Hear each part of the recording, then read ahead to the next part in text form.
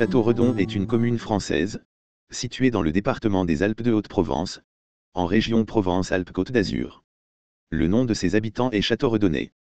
Le village est situé à 613 mètres d'altitude. Les communes limitrophes de Château-Redon sont Entrage, Bennes, Mézelles, Le Chaffaut-Saint-Jurson et Digne-les-Bains. La commune est traversée par l'Asse. La commune partage avec Mézelles la gare de Mézelles-Château-Redon, où le train de la ligne de Nice à Digne a un arrêt. Aucune des 198 communes du département n'est en zone de risque sismique nul. Le canton de Mézelles auquel appartient Château-Redon est en zone 1B, risque faible, selon la classification déterministe de 1991, basée sur les séismes historiques, et en zone 3, risque modéré, selon la classification probabiliste C8, de 2011. La commune de Château-Redon est également exposée à 3 autres risques naturels, les feux de forêt, les inondations dans la vallée de l'Asse, et les mouvements de terrain. La commune est presque entièrement concernée par un aléa moyen à fort.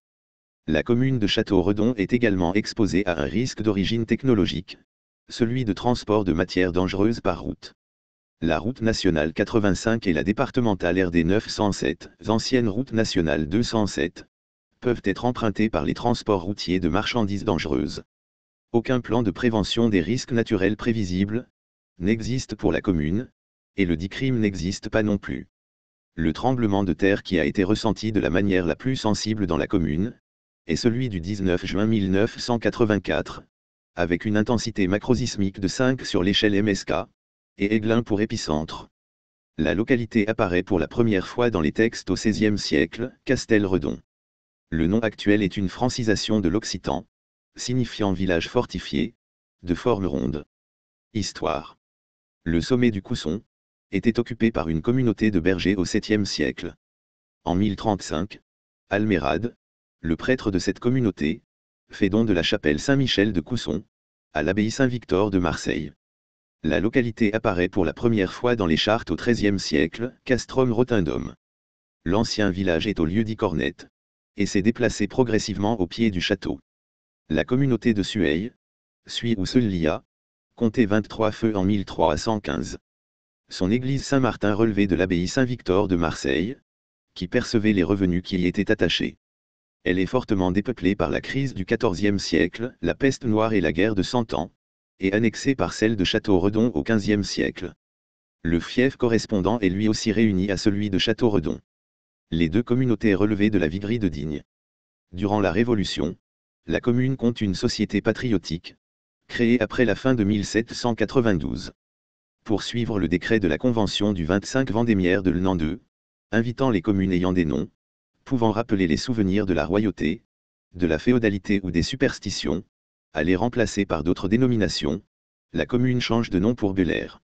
Comme de nombreuses communes du département, Château-Redon se dote d'une école bien avant les lois Jules Ferry, en 1863.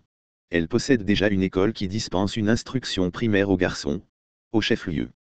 Aucune instruction n'est donnée aux filles, ni la loi Fallou, 1851, qui impose l'ouverture d'une école de filles aux communes de plus de 800 habitants, ni la première loi du Rhuy, 1867, qui abaisse ce seuil à 500 habitants, ne concerne la commune. Ce n'est qu'avec les lois Ferry que les filles de Château-Redon sont régulièrement scolarisées.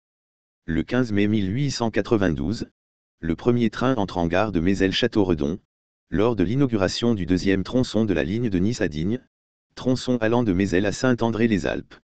Le tunnel de la Colle est achevé en 1903, et la totalité de la ligne entre Saint-André et Nice est inaugurée du 5 au 7 août 1911 en présence de Victor Augagneur, ministre des Travaux publics.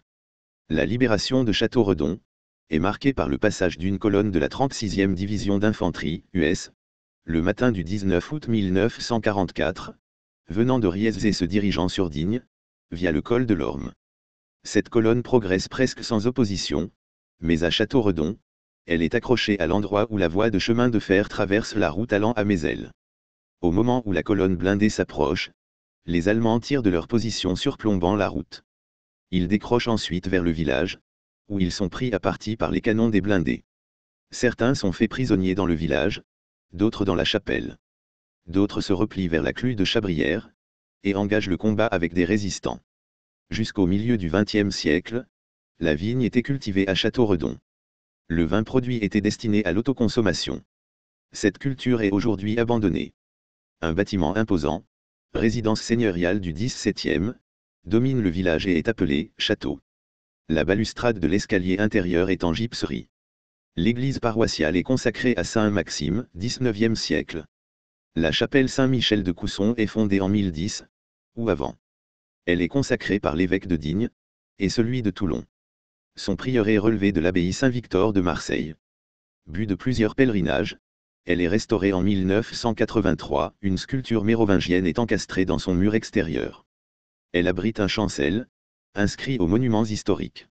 Son site exceptionnel, au bord d'un escarpement vertigineux, à 1560 mètres d'altitude, en fait une des chapelles les plus signalées par les guides touristiques. Le château fort est en ruine.